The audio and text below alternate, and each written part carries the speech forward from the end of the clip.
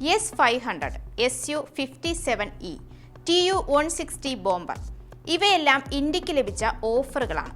എവിടെ നിന്നാണ് എന്നല്ലേ?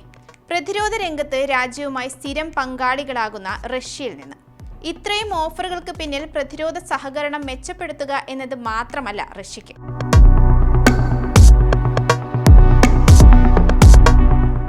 അമേരിക്കൻ, യൂറോപ്പ് ആയുധങ്ങൾ ഇന്ത്യ വാങ്ങുന്നത് കുറയ്ക്കുക എന്നൊരു ലക്ഷ്യം കൂടി ഇതിന് പിന്നിലുണ്ട്. 5ാം തലമുറ യുദ്ധവിമാനമായ Su-57E എന്ന സ്റ്റെൽത്ത് യുദ്ധവിമാനമായിരുന്നു റഷ്യ ആദ്യം വാഗ്ദാനം ചെയ്തത്. മുമ്പ് ഇന്ത്യയുമായി ചേർന്ന് സംയുക്തമായി വികസിപ്പിക്കാൻ പദ്ധതിയിട്ടിരുന്നുവെങ്കിലും ഇന്ത്യ അതിൽ നിന്ന് പിന്മാറിയിരുന്നു.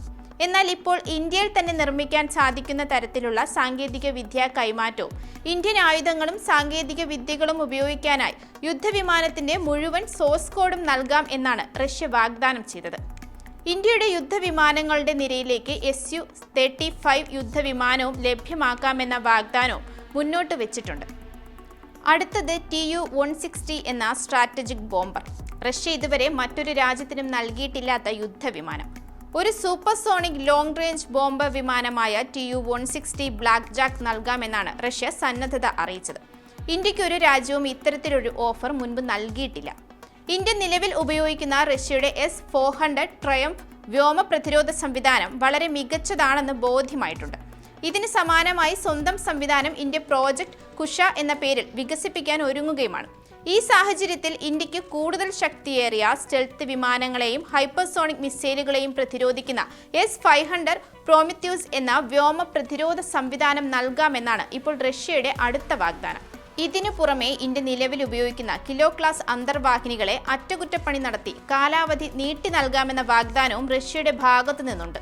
ഇവയിൽ റഷ്യയുടെ ആധുനിക ക്രൂയിസ് മിസൈലായ കാലിബർ കൂടി ഘടിപ്പിക്കാവുന്ന വിധത്തിൽ പരിഷ്കരിക്കും. 2000 കിലോമീറ്റർ ദൂരെ വരെ ആക്രമിക്കാനാവുന്ന മിസൈലുകളാണ് കാലിബർ. ഇതിനു പുറമെ ആണവായുധ ശേഷിയുള്ള ഒരു അകുല ക്ലാസ് അന്തർവാഹിനി വാടകയ്ക്ക് നൽകാനും റഷ്യ സന്നദ്ധത അറിയിച്ചിട്ടുണ്ട്. എന്നാൽ ഇതുവരെ ഇന്ത്യ ഇതിനോടൊന്നും അനുകൂലമായി പ്രതികരിച്ചിട്ടില്ല. കാലങ്ങളായി ഇന്ത്യയുടെ പ്രതിരോധ മേഖല റഷ്യയെ അമിതമായി ആശ്രയിക്കുന്ന സാഹചര്യം നിലവിലുണ്ട്. നമ്മുടെ ഏതാണ്ട് 60% ആയുധങ്ങളും റഷ്യൻ നിർമ്മിതമാണ്. Su-30 MKI, T-19 main battle tank, അന്തർവാഹിനികൾ, എയർ ടു എയർ മിസൈലുകൾ, അങ്ങനെ പലതിലും റഷ്യയുടെ സാന്നിധ്യമുണ്ട്. ഓപ്പറേഷൻ സിന്ധൂരിൽ പാകിസ്ഥാനെ വിറപ്പിച്ച ബ്രഹ്മോസിലും റഷ്യയുടെ പങ്കാളിത്തമുണ്ട്. എന്നാൽ ഒരേ ഇടത്തു നിന്ന് മാത്രം തന്ത്രപ്രധാനമായ ആയുധങ്ങൾ വാങ്ങുന്നത് കുറയ്ക്കുക എന്ന ഉദ്ദേശത്തിലാണ് ഇന്ത്യ ഇപ്പോൾ മുന്നോട്ട് പോകുന്നത്. US, ഫ്രാൻസ്, ഇസ്രയേൽ എന്നീ രാജ്യങ്ങളിൽ നിന്നുള്ള പ്രതിരോധ ഇറക്കുമതികൾ വർദ്ധിപ്പിച്ചിട്ടുണ്ട്. ഇതിനു പുറമെ തദ്ദേശീയമായ ആയുധ വികസനവും വിദേശ ആശ്രിതത്വം കുറയ്ക്കാനായി ശക്തിപ്പെടുത്തി. ഈ മാറ്റങ്ങളെല്ലാം ആശങ്കയോടെയാണ് റഷ്യ വീക്ഷിക്കുന്നത്. ഇന്ത്യൻ നാവികസേനയുടെ യുദ്ധക്കപ്പലുകളും അന്തർവാഹിനികളുമൊക്കെ റഷ്യൻ മേധാവിത്വമുണ്ടായിരുന്നു. അതും ഇപ്പോൾ കുറഞ്ഞു വരികയാണ്. അടുത്തിടെ ജർമ്മൻ കമ്പനിയായ തൈസൺ ക്രൂപ്പ് മറൈൻ സിസ്റ്റവുമായി ചേർന്ന് ഇന്ത്യ 6 അന്തർവാഹിനികൾക്കുള്ള കരാറും ഒപ്പിട്ടിരുന്നു. ഇന്ത്യയുടെ അകൽച്ച റഷ്യയെ ചെറുതായെങ്കിലും ഭയപ്പെടുത്തുന്നുണ്ടായിരിക്കണം. മുൻപ് കൈമാറാൻ മടി കാണിച്ചിരുന്ന പ്രതിരോധ സാങ്കേതിക വിദ്യകൾ ഇന്ത്യക്ക് നൽകാൻ റഷ്യ തയ്യാറായിരിക്കുകയാണ് ഇപ്പോൾ എന്നത് ആ സംശയത്തിന് ആക്കം കൂട്ടുന്നു. വെറുതെ ഇന്ത്യക്ക് ആയുധം നൽകാനല്ല, പകരം ആഴത്തിലുള്ള സാങ്കേതിക വിദ്യാ സഹകരണമാണ് ഇപ്പോൾ റഷ്യയുടെ വാഗ്ദാനം. ഇന്ത്യയുടെ സൈന്യത്തെ ആധുനികവൽക്കരിക്കുന്നതിനുള്ള പദ്ധതികളാണ് റഷ്യ മുന്നോട്ട് വെച്ചിരിക്കുന്നത്. എന്നാൽ ഇതെല്ലാം സ്വീകരിക്കണമെങ്കിൽ ഇന്ത്യക്ക് കടമ്പ നിരവധിയാണ്. അതിൽ പ്രധാനം US ഉപരോധമാണ്.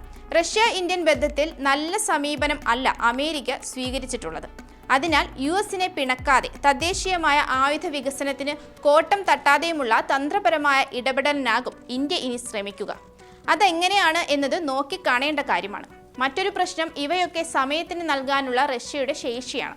യുക്രൈനുമായുള്ള യുദ്ധത്തെ തുടർന്ന് അവരുടെ വിതരണ ശൃംഖലയൊക്കെ പ്രതിസന്ധിയിലാണ്. പല കമ്പനികളും US ഉപരോധം നേരിടുന്നുമുണ്ട്. അതിനാൽ ഈ വാഗ്ദാനങ്ങളൊക്കെ എപ്പോൾ യാഥാർത്ഥ്യമാകുമെന്നത് സംശയത്തിലുമാണ്.